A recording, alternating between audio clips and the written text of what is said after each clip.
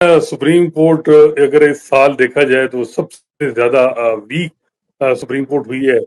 उसकी अथॉरिटी बड़ी अंडरमाइन हुई है, और उसकी मेन वजह जो है वो आपस में इख्तलाफात हैं जजेस के।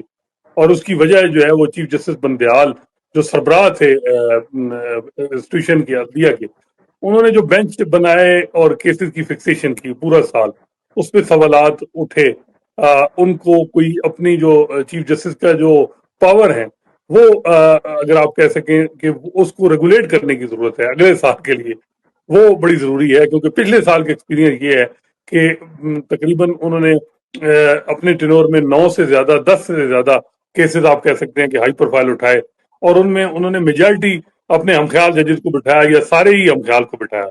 उन्होंने कोई सीनियर जजेस जैसे कादी फैसा और जैसे सरदार तारिक को कंप्लीटली इग्नोर किया।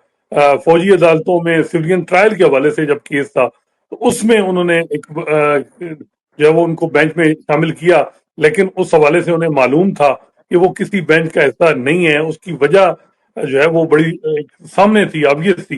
बेहतर होता कि वो उससे पहले वो इनफॉर्मल उन दोनों जजेस से बात करते, उन्होंने इस हवाले से बात नहीं की। तो मेरा ख्याल है कि उनकी जो सबसे ज्यादा ये था कि जो जुडिशियल पॉलिटिक्स आप कह सकते हैं, उसकी वजह से ये साल बड़ा इसकी वजह से बड़ा वर्स्ट था। और उसका ये हुआ कि जो है वो सुप्रीम कोर्ट के फैसले भी अमल दरामद नहीं हो सके।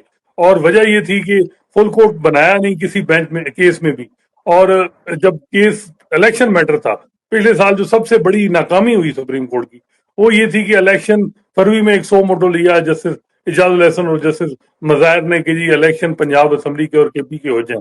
और फिर चीफ जस्टिस बंजाल ने कहा वो सौ मोटो ले लिया और कहा कि जी आइन ने दरवाजा खटकाया। तो उस आइन ने जब उनको दरवाजा खटकाया तो उसके बाद बेहतर होता कि वो फुल कोर्ट बनाते।